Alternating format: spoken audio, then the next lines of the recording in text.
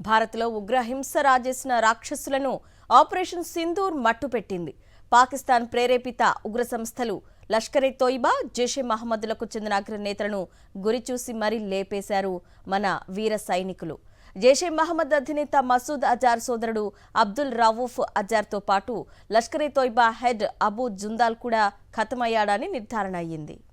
పాక్ ప్రభుత్వం సైన్యం ఉమ్మడిగా పెంచి పోషించిన ఉగ్ర రాక్షసులకు పాక్లోని 9 ఉగ్ర స్థావరాలను భారత సైన్యం నేలమట్టం చేసింది. ఈ సందర్భంగా 100 మందికి పైగా ఉగ్రవాదులు ఖతమైన సంగతి తెలిసింది. ప్రత్యేకించి లష్కర్-ఎ-తోయిబా, జైష్-ఎ-మహమ్మద్లకు చెందిన ఉగ్రవాదులే పెద్ద సంఖ్యలో తలలు వాల్చారు. జైష్-ఎ-మహమ్మద్ వ్యవస్థాపకుడు, పరమ కిరాతకుడైన మసూద్ అజార్ సోదరుడు అబ్దుల్ రవూఫ్ అజార్తో పాటు మసూద్ కుటుంబానికి చెందిన 10 మంది సభ్యులను మన సైనికులు లేపేశారు. లష్కర్-ఎ-తోయిబా స్థావరంపై జరిగిన దాడిలో 10ల సంఖ్యలో ఉగ్రవాదులు హతమయ్యారు. వారిలో లష్కర్-ఎ-తోయిబా అగ్రనేత సయ్యద్ జబీయుద్దీన్ అన్సారీ అలియాస్ అబూ జుందాల్ కూడా ఉన్నాడు. ఈ ఇద్దరే కాదు, 2 ఉగ్ర సంస్థలకు చెందిన టాప్ 5 ఉగ్రవాదులను ఆపరేషన్ సింధూర్ ఖబరస్థాన్కు పంపింది.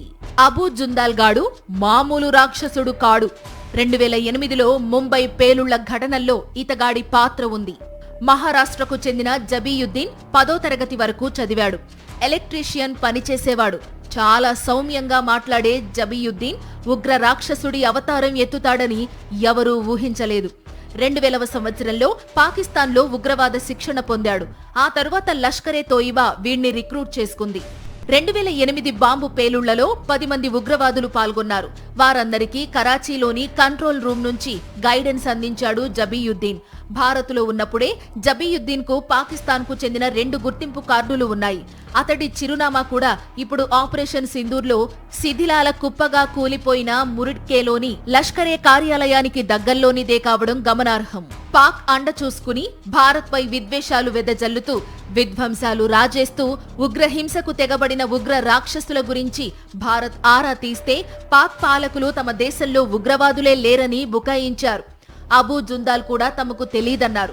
ఇప్పుడు పాక్ భూభాగంలోనే ఆపరేషన్ సింధూర్లో ఈ రాక్షసుడు కళ్లు తేలేశాడు. భారత్లో హింస రాజేసిన ఉగ్రవాదులను ఒక్కొక్కరిగా గురిచూసి మరీ కొట్టారు మన యోధులు. సింధూర్లో చనిపోయిన 100 మందికి పైగా ఉగ్రవాదుల జాబితా బయటకు వస్తే అందులో ఇంకెంతమంది అగ్ర నేతలు ఉన్నారో క్లారిటీ వస్తుంది.